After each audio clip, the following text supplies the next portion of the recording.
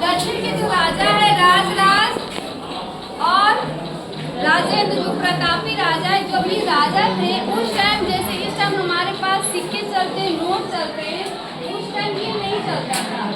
जो व्यापार का साधन होता था, सामान के बदले सामान दो, या सोने की मोहरें चलती थी, यानी सिक्के चलती थी।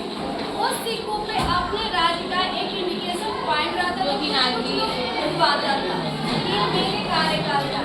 अब मान लो चला गया तो जो उनके द्वारा छपवाई मोहरें थी वो तो रहेगी ना, बाकी फिर मान लो किसी के पास गए तो पता चलेगा भाई प्रूफ हो गया। इसी से जब इनके हाथ में लगा उड़ाकर मोहरें बोल रहे कि हाँ उस टाइम नागरी लिपि भाषा चल गई थी, जो कि नंदी नागरी भाषा दक्षिण भारत में बोली जाती है। इसके प्रूफ से सिक्कों पर नागरी अक्षर देखने को मिलते हैं।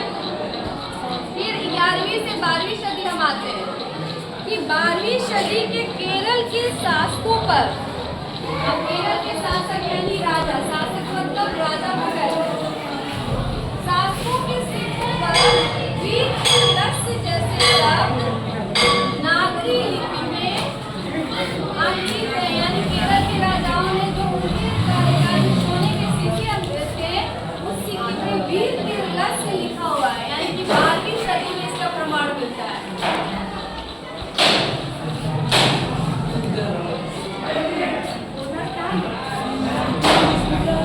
दक्षिण से प्राप्त, सुदूर मतलब दूर, दूर का मतलब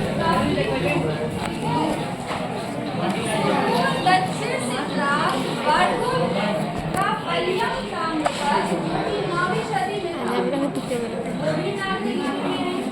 अभी केवल दक्षिण भारत की बात की जाए, कहाँ से प्रमाणित है। इसीलिए जब भाषा के क्षेत्र में इसके रिसर्च करने गए तो सबसे पहला दक्षिण भारत से मिला।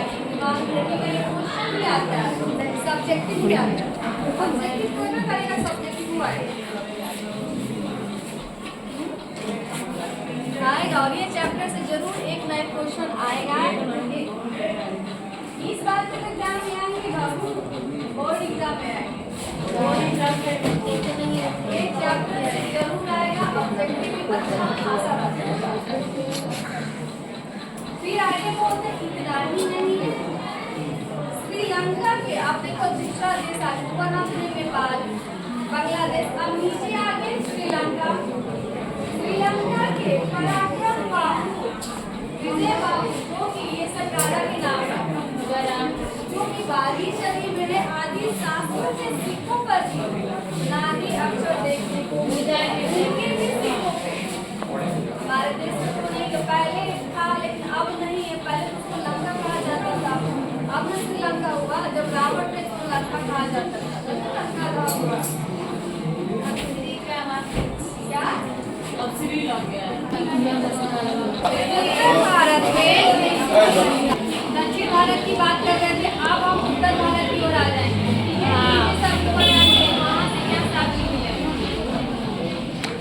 दूसरी ओर उत्तर भारत में अल्पकाल के लिए इस्लामी शासन की नींव डालने वाले महमूद गजनवी, जो कि कब आया था 11वीं सदी के पूर्वार्ध में। पहले जैसे 11वीं सदी शुरू हुई, स्टार्टिंग में वो आया। हम पहले भी बोले थे कि सबसे पहले इंडिया पे आक्रमण करने वाला यही ये तो आया।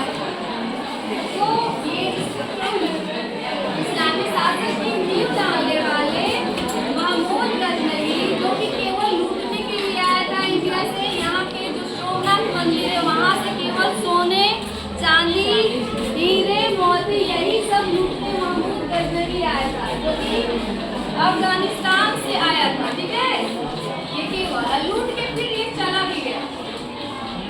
एक बार नहीं आया, कई बार आया, केवल सोना लूटता था और चला जाता था। जो कि दूसरी ओर उत्तर भारत में अल्पकाल के लिए इस्लामी शासन की नींव डालने वाले, और इसी ने भारत में इस्लामिक शासन की नींव भी डाली है। इसका भी जिक्र आपके बुक में दिया है। ठीक है, देखो आपके बुक में दिया है।